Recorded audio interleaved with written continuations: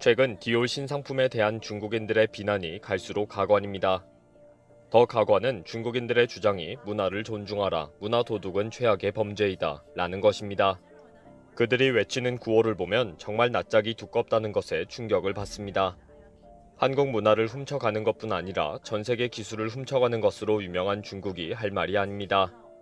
이런 와중에 이상한 변호사 우영우를 몰래 보면서 감탄하기도 합니다. 그동안 중국인들은 디올의 이번 가을 컬렉션 중 하나인 플리츠 미디 스커트가 마맨퀸을 표절했다는 의혹을 제기했습니다. 주름이 잡혀있는 모양과 다리를 둘러싸는 형태의 디자인이 동일하다는 것입니다. 중간 부분이 벌어지는 것은 중국의 전통 말 드레스 복장 마맨퀸이라고 주장합니다.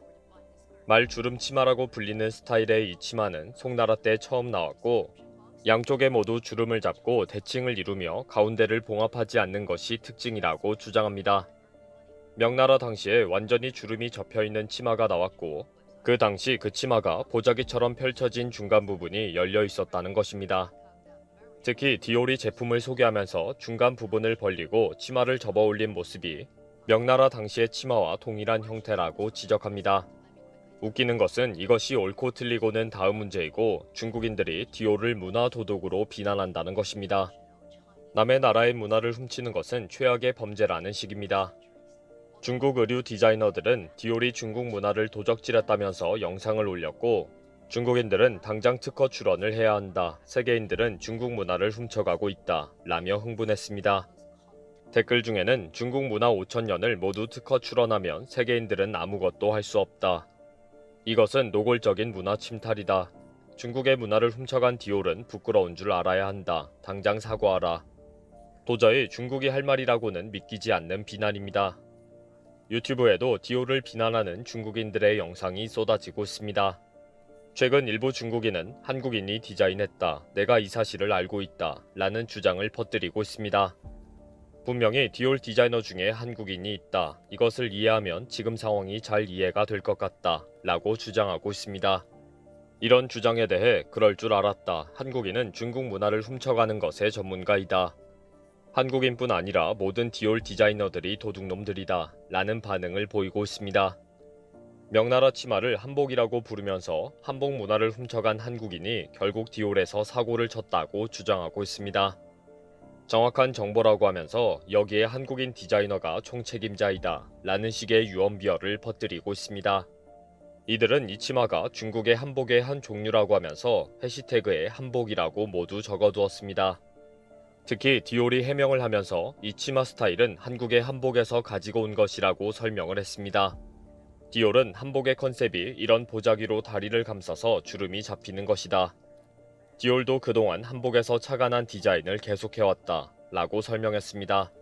중국인들은 디올의 이런 설명이 한복 컨셉은 모두 중국 문화이다 라는 주장에 완전히 반대되는 것이라고 지적합니다. 한국에 한국만의 전통 한복 문화는 원래 없었다는 식입니다.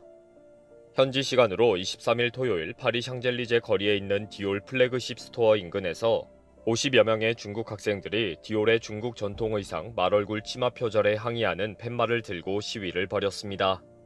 이들은 디올이 최근 출시한 치마가 중국의 명청대 한족 여성들이 입던 마맨퀸을 모방했다며 이를 인정하고 사과할 것을 요구했습니다.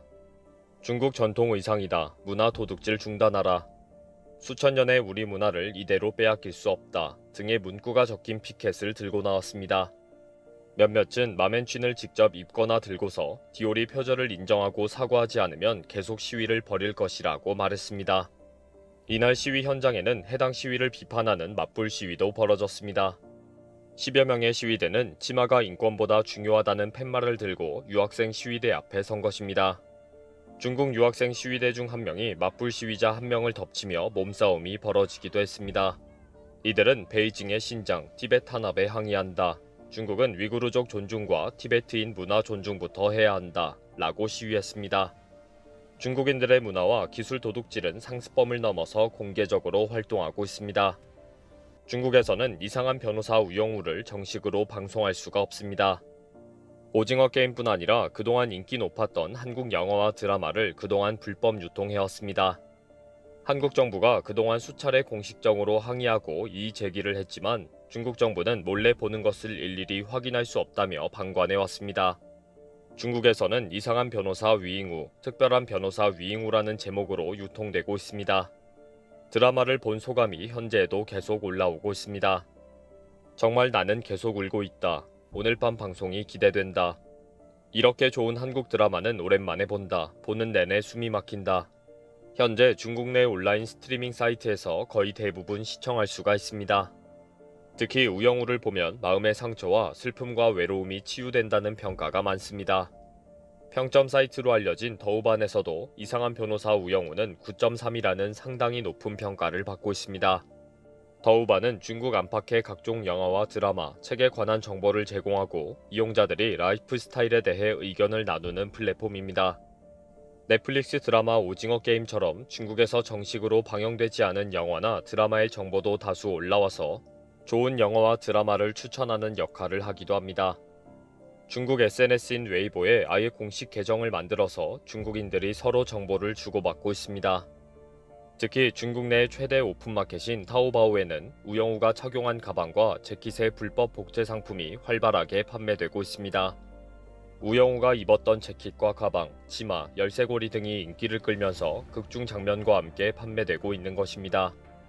특히 우영우 가방으로 인기를 끌었던 가방은 한국의 정가 제품보다 더 비싸게 팔리고 있습니다.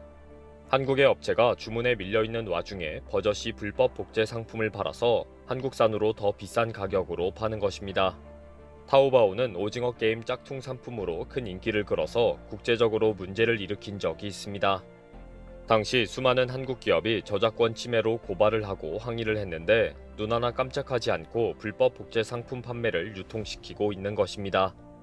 자신들이 저지르는 불법과 도적질에는 딴소리를 하면서 문화 도적질 운운할 자격도 없는 중국입니다. 최근 미국에서 일부 지자체들이 한복의 날 선포를 하고 있습니다. 지난해 미국 뉴저지주 테너플라이는 해외 지자체 중 최초로 한복의 날을 매년 10월 21일로 선포했습니다. 한국의 한복의 날과 날짜를 맞추어서 한복이 한국의 전통 복식임을 강조하는 각종 행사를 가졌습니다. 시장이 한복을 입고 아름다운 한복 문화를 알렸습니다. 중국의 한복 문화 도둑질이 앞으로 계속될 것이 확실한 상황에 다행스러운 행사입니다. 중국은 말도 안 되는 억지 그만 부리고 본인들이나 남의 문화를 안 훔쳐갔으면 합니다. 이번 영상은 여기서 마치겠습니다. 시청해주셔서 감사합니다.